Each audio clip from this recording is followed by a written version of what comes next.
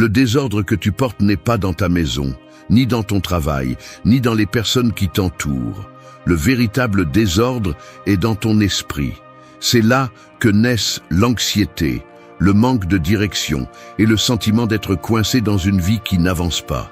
Tu peux changer de ville, de partenaire ou d'emploi, mais si tu ne changes pas ce qui se passe en toi, rien ne sera suffisant. Reprogrammer l'esprit, c'est décider que tu ne vas plus vivre à la merci de tes impulsions, tes peurs ou tes vieilles habitudes. C'est te regarder dans le miroir avec crudité et accepter que la discipline que tu ne pratiques pas est la raison pour laquelle tu restes au même endroit. Le stoïcisme n'offre pas de consolation bon marché. Il offre un chemin difficile, mais libérateur. Maîtriser l'interne pour que l'externe ne te vole jamais la tranquillité. Ici, tu n'entendras pas de fioritures ni de fausses promesses. Ce que tu trouveras, ce sont 8 leçons que tu peux appliquer immédiatement tous les jours pour nettoyer ton esprit, protéger ton attention et renforcer ton caractère. 8 leçons qui ne dépendent pas de la chance ni de la motivation passagère, mais de ta décision ferme de reprendre le contrôle. Si tu restes jusqu'à la fin, tu découvriras comment de petites actions, répétées avec discipline, peuvent forger une forteresse intérieure que rien ni personne ne pourra renverser. Es-tu prêt à arrêter de fuir la réalité et à commencer à la transformer de l'intérieur? 1. Nettoie ton environnement pour nettoyer ton esprit. Marcher parmi des tas d'objets inutiles, c'est comme vouloir avancer sur un chemin plein de pierres. Chaque pas devient un fardeau, et même si tu veux te déplacer rapidement, la réalité est que tu trébucheras toujours. C'est ainsi que fonctionne aussi l'esprit. Lorsque l'environnement est saturé de choses qui n'apportent rien, de distractions qui ne consomment que de l'énergie, la clarté disparaît, et ce qui reste, c'est du bruit, de l'anxiété et un poids constant qui t'empêche de te concentrer sur l'essentiel. Il ne s'agit pas de dire que les objets sont le problème en soi, mais de ce qu'ils représentent, des attachements, des excuses, un désordre interne qui se projette vers l'extérieur. La première étape pour reprogrammer ton esprit est d'une simplicité brutale. Nettoie ton espace. Et je ne parle pas seulement de balayer le sol ou de plier les vêtements. Je parle d'éliminer ce qui n'a pas de raison d'être, de lâcher ce qui ne fait que prendre de la place et n'ajoute rien à ta vie. Chaque objet inutile est un rappel silencieux de décisions reportées, de tâches inachevées, de passé que tu refuses de lâcher. Lorsque tu choisis de tout garder, tu accumules en réalité des chaînes qui pèsent sur ton esprit et te maintiennent pris dans un cycle de confusion. La philosophie stoïcienne le rend clair. La vertu réside dans le fait de vivre avec l'essentiel, de ne pas dépendre de ce que tu ne peux pas contrôler, de trouver la liberté en lâchant ce qui n'a pas d'importance. Et si tu l'appliques à ton quotidien, nettoyer ton environnement est un acte de rébellion contre le chaos. C'est dire à ton esprit, ici, c'est moi qui commande, et je décide ce qui mérite de l'espace et ce qui n'en mérite pas. Ce n'est pas un hasard si lorsque tu ranges ta chambre ou ton bureau, tu ressens un soulagement, car à ce moment-là, tu alignes l'interne et l'externe, créant un environnement qui soutient ta discipline au lieu de la saboter. Ne sous-estime pas le pouvoir de cette action. Cela peut sembler trivial, mais chaque chose que tu élimines est un rappel que tu as le contrôle. Jeter ce qui ne sert pas, donner ce que tu n'utilises pas, garder ce dont tu as vraiment besoin, tout cela est un entraînement mental. Tu apprends à ton cerveau à lâcher prise, à ne pas s'accrocher, à valoriser ce qui est simple et direct. C'est là le véritable but. Ne pas vivre entouré de plus, mais vivre entouré de ce qui est juste. Celui qui nettoie son environnement commence à nettoyer son esprit, car lorsque ton espace est libre de tout excès, tu n'as plus d'excuses pour te distraire. Tu ne peux plus blâmer le bruit externe, car maintenant, la responsabilité repose sur toi. Cette confrontation est inconfortable, mais nécessaire. L'ordre externe révèle le désordre interne, et c'est là que commence la véritable reprogrammation. Fais-en une habitude quotidienne. N'attends pas que tout s'accumule pour agir. Chaque jour, consacre quelques minutes à examiner ce qui t'entoure. Demande-toi, est-ce que cela me sert ? Est-ce que cela apporte à ma vie? Si la réponse est non, laisse-le partir sans culpabilité. Tu apprendras que le détachement ne te prend pas, il te libère. Et dans cette liberté, ton esprit trouvera de l'espace pour se concentrer sur ce qui compte vraiment. Tu n'as pas besoin d'un environnement parfait, tu as besoin d'un environnement conscient. Un lieu qui reflète la discipline et qui te rappelle à chaque instant que ton esprit n'est pas une poubelle pour les pensées chaotiques, mais un outil puissant pour construire la force. Commence par nettoyer ce que tu vois et tu finiras par nettoyer ce que tu penses. C'est le premier pas pour cesser de vivre parmi les pierres et commencer à marcher avec clarté vers ta propre force intérieure. 2. Conçois une routine qui te soutient, pas qui t'emprisonne. Vivre sans routine, c'est comme ramer au milieu de l'océan sans boussole ni direction. Tu rames et rames, mais peu importe l'énergie que tu déploies, tu finis toujours au même endroit, fatigué et sans but. En revanche, une routine bien conçue est comme le gouvernail qui guide ton bateau. Elle ne rend pas le voyage plus court ni plus facile, mais elle assure que tu avances vers là où tu veux vraiment aller. Le problème est que beaucoup considèrent la routine comme une prison, comme une série de chaînes qui leur enlèvent leur liberté. Alors qu'en réalité, si elle est bien construite, elle devient un allié silencieux qui te soutient même les jours où la motivation disparaît.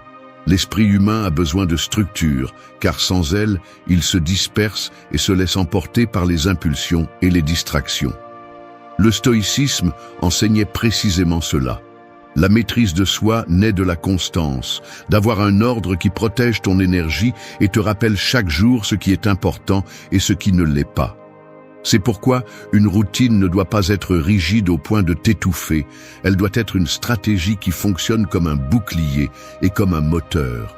Si tu te sens oppressé en pensant à ta routine, ce n'est pas parce que la discipline est mauvaise, mais parce que tu l'as conçue contre ta nature et non en sa faveur. Concevoir une routine consciente signifie décider quelles sont les actions minimales qui soutiendront ta force mentale. Tu n'as pas besoin de remplir ta journée d'activité, tu as seulement besoin de celles qui te connectent à tes valeurs et à ton but. Cela peut être de te lever tôt et de consacrer quelques minutes au silence, de faire de l'exercice pour libérer ton esprit, d'écrire pour organiser tes idées. L'important n'est pas combien de choses tu fais, mais que ces choses soient alignées avec la personne que tu veux être. L'erreur commune est de confondre routine avec monotonie. La monotonie tue l'esprit parce qu'il n'y a pas d'intention derrière, seulement une répétition vide. La routine consciente, en revanche, donne une direction à chaque action, la transforme en une brique supplémentaire qui construit ta force intérieure. Te lever, bouger, travailler, te reposer, tout doit avoir un pourquoi. Si ce n'est pas le cas, cela devient du bruit. Et ce bruit t'éloigne de la clarté que tu recherches. Une routine bien conçue est également flexible. Il ne s'agit pas de la respecter comme un robot, mais de permettre qu'elle s'adapte aux circonstances sans perdre son essence. Parce que la vie est mouvement, et celui qui s'accroche au contrôle absolu finit frustré. Le stoïcien ne cherche pas la rigidité, il cherche l'équilibre. Demande-toi honnêtement, ma routine me rapproche-t-elle de ce que je veux ou me maintient-elle coincé dans ce que je crains de changer? Si tu te sens esclave de ta journée, il est temps de reconstruire. Commence par de petits pas, élimine ce qui est inutile, ajoute ce qui te renforce et répète jusqu'à ce que chaque journée ait un sens clair. Ne cherche pas la perfection, cherche la constance. Lorsque tu construis une routine qui te soutient, tu ne dépends plus de la motivation, car l'habitude prend sa place. Et c'est là le véritable pouvoir, savoir que, même si l'émotion manque, le chemin continue, parce que tu l'as tracé avec discipline. Conçois ta routine comme celui qui aiguise une arme, non pas pour te blesser, mais pour protéger ton esprit du chaos et te rappeler chaque jour que la liberté ne se trouve pas dans le fait de faire ce que tu veux, mais dans le fait de faire ce dont tu as vraiment besoin pour rester fort. C'est la différence entre vivre à la dérive et vivre avec un but. 3. Éliminer l'excès sans culpabilité ni attachement. Accumuler des choses, des engagements et des émotions inutiles, c'est comme marcher avec un sac à dos rempli de pierres qui ne vous appartiennent pas. Au début, vous pensez pouvoir les porter, mais à chaque pas, Le poids se multiplie jusqu'à ce que vous ayez l'impression de ne plus avancer. Le plus dur, c'est que beaucoup de ces pierres ne sont même pas de votre choix. Certaines proviennent d'attentes extérieures, d'autres de peurs anciennes, et d'autres encore de la simple habitude de ne pas lâcher prise. Nous finissons par vivre une vie saturée, où l'essentiel est enterré sous le superflu, et ce qui devrait être simple devient un fardeau constant. Le stoïcisme enseigne que la vraie richesse ne réside pas dans ce que vous accumulez, mais dans ce que vous êtes capable de laisser partir. Sénèque disait que celui qui a besoin de peu est vraiment riche, car il a compris que l'abondance réelle ne se mesure pas en choses, mais en liberté. C'est la racine de cette leçon. Apprendre à lâcher prise sans culpabilité. Non pas parce que vous renoncez à ce que vous aimez, mais parce que vous choisissez de privilégier ce qui vous soutient. La différence est abyssale. Vivre entouré d'excès n'est pas vivre, c'est cacher le vide sous une montagne de distractions. Éliminer l'excès ne signifie pas devenir un ascète ou renoncer à tout plaisir. Cela signifie vous demander fermement, est-ce que cela m'aide à grandir ou est-ce que cela me stagne? Et si la réponse est qu'il stagne, il part. Point. Cette décision exige du caractère, car l'attachement essaiera toujours de vous convaincre que vous avez besoin de plus. Plus de vêtements, plus de technologie, plus de relations, plus de validation. Mais au fond, vous savez que tout cela ne fait qu'occuper un espace mental et émotionnel que vous devriez consacrer à ce qui compte vraiment. L'excès n'est pas seulement matériel.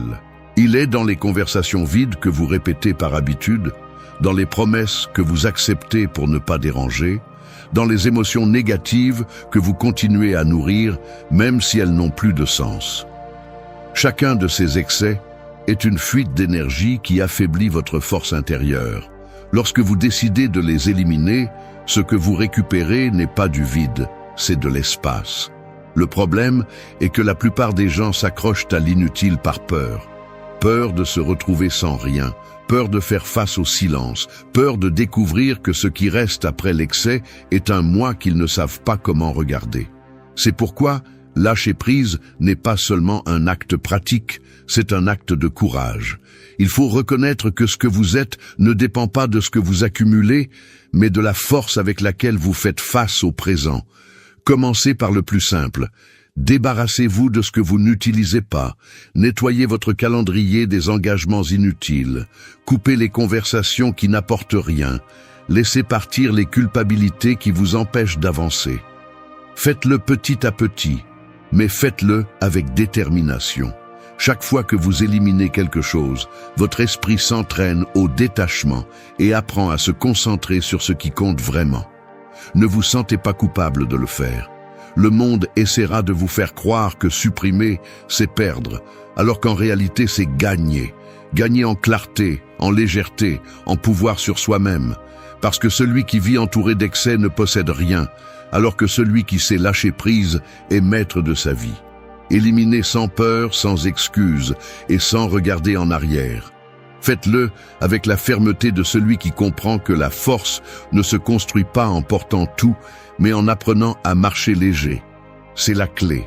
Moins de choses, plus de contrôle. Moins de bruit, plus de clarté. Moins de poids, plus de force.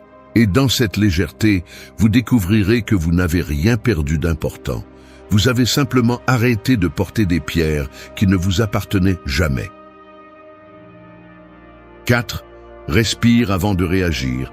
Un volcan ne détruit pas à l'instant où la lave commence à bouger sous la terre. Il le fait quand la pression ne trouve pas de sortie et que tout explose. C'est ainsi que fonctionne ton esprit.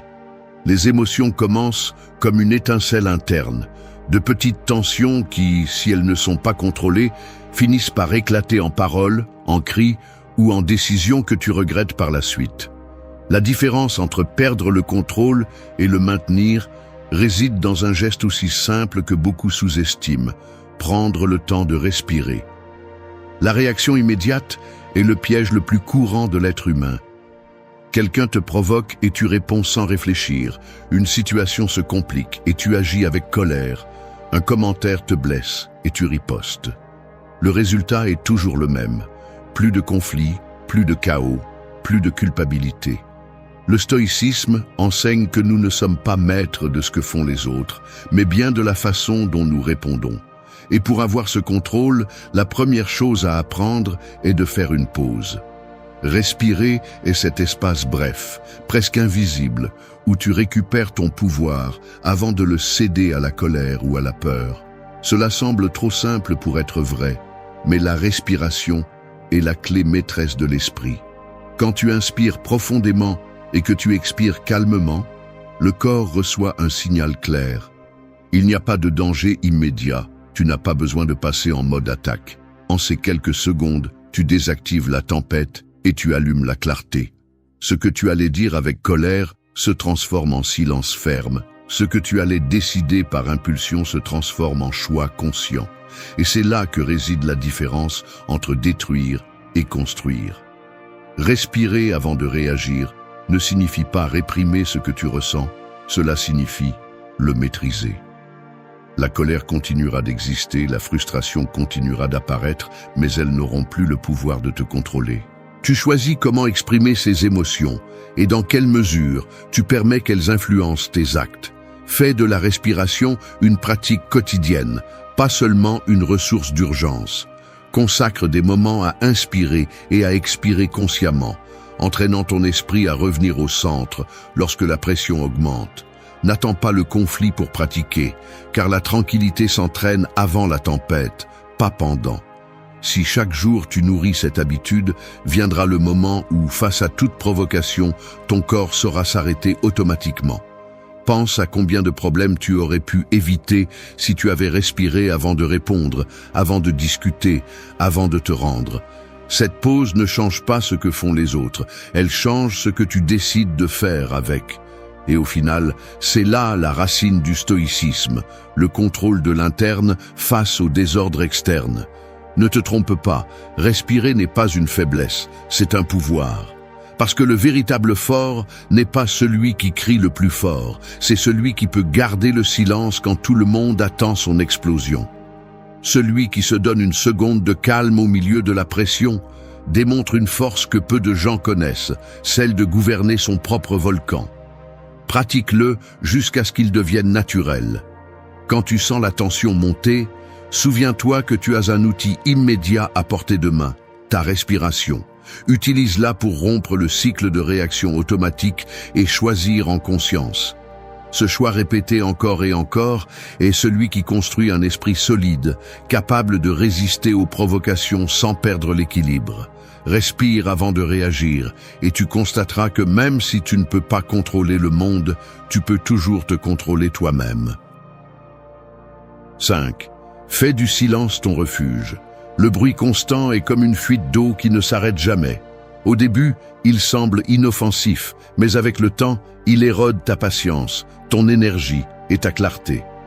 Nous vivons entourés de voix, de notifications, d'opinions et de distractions qui ne s'arrêtent jamais. C'est comme si le monde s'efforçait d'envahir chaque recoin de ton esprit, le remplissant d'échos qui ne sont pas les tiens. Au milieu de tout ce bruit, le silence est devenu un luxe, alors qu'en réalité, il devrait être ton refuge quotidien, l'espace où tu retrouves tes forces et te rappelles qui tu es.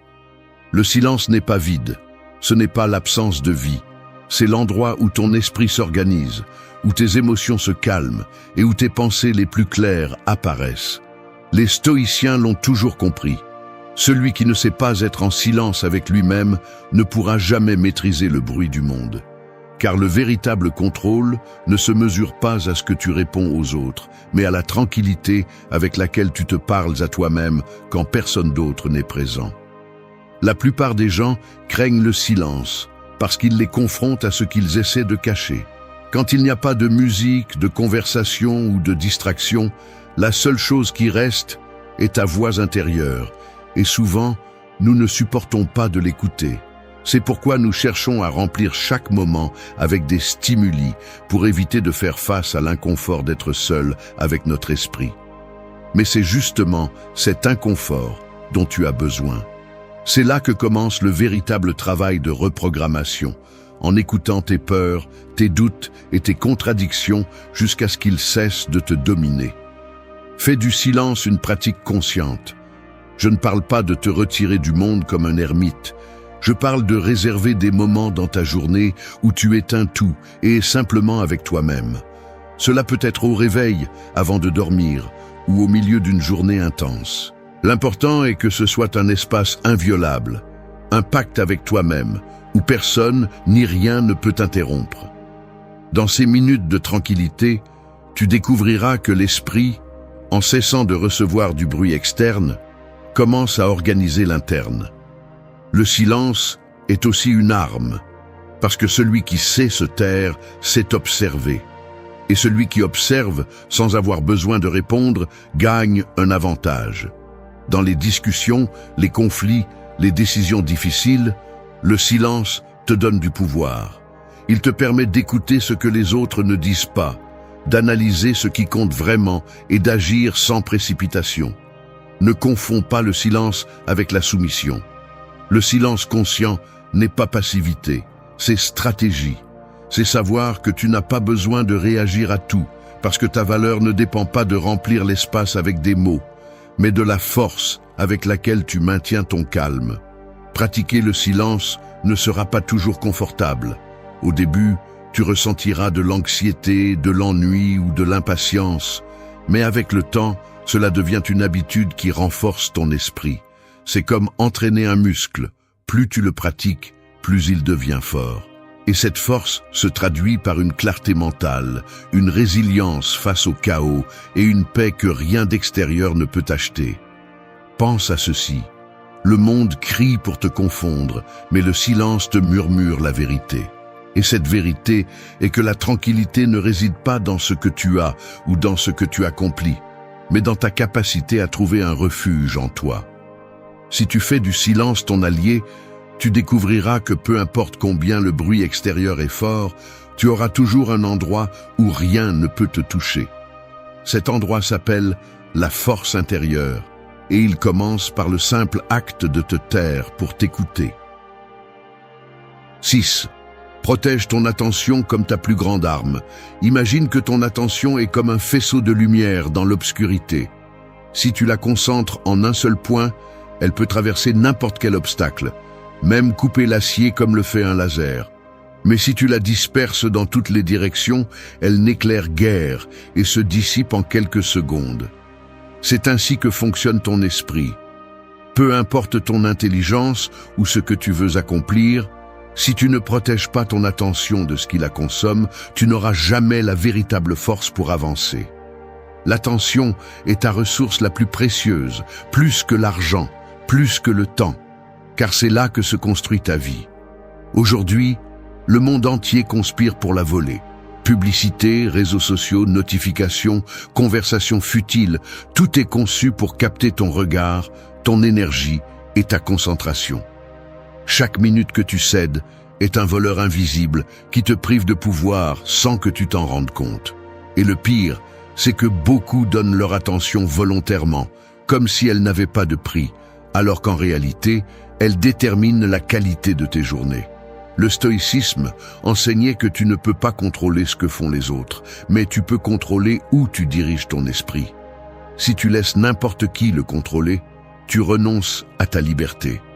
Protéger ton attention signifie la blinder avec discipline. C'est décider ce qui mérite ton focus et ce qui ne le mérite pas. C'est fermer la porte aux distractions déguisées en urgence, aux conversations qui n'ajoutent rien, aux stimuli qui cherchent seulement à t'affaiblir. Ce n'est pas une exagération, c'est de la survie mentale, parce que celui qui vit dispersé ne construit jamais rien de solide. Il peut commencer 1000 choses, mais n'en termine aucune, et devient ainsi l'esclave du bruit extérieur. Ton attention doit être traitée comme une arme affûtée. Tu ne la donnes pas à n'importe qui. Tu ne l'utilises pas sans but. Tu ne la gaspilles pas dans des batailles sans sens. Tu la réserves pour ce qui compte. Tes habitudes, ta croissance, tes objectifs. Chaque fois que tu choisis où te concentrer, tu décides quelle partie de toi tu renforceras et quelle partie tu laisseras mourir. Si tu te concentres sur la peur grandit. Si tu te concentres sur la discipline grandit. C'est la loi. Commence par des étapes claires. Élimine les distractions évidentes. Réduis le temps que tu passes collé au téléphone, éteins les notifications qui ne changent pas ta vie, mets des limites aux personnes qui cherchent ton énergie sans rien donner en retour. Crée des espaces où ton attention est protégée, comme un champ sacré auquel personne ne peut entrer sans permission. Tu remarqueras comment ton esprit gagne en force, car l'énergie qui s'échappait dans 1000 directions coule maintenant vers ce qui te fait vraiment avancer. Protéger ton attention ne signifie pas t'isoler du monde. Cela signifie apprendre à filtrer. Tout comme un guerrier ne se lance pas dans toutes les batailles, tu ne dois pas te livrer à tous les stimuli. La vie est pleine de pièges déguisés en importance. Des messages qui semblent urgents, des nouvelles qui semblent décisives, des drames qui semblent personnels. La vérité est que 90% de tout cela n'a aucun poids dans ton destin. Seul toi décides si tu le laisses entrer ou non. Le stoïcien comprenait qu'un esprit distrait est un esprit faible et que la force se construit en se concentrant sur l'essentiel. Fais de ton attention un territoire sacré, un mur qui ne s'ouvre que pour ce qui compte vraiment. Si tu y parviens, tu découvriras que tu n'as pas besoin de plus d'heures dans la journée. Tu as besoin de plus de concentration. Et cette concentration, utilisée avec discipline, est ce qui transforme l'intention en résultat. 7. Réveillez-vous avec un but.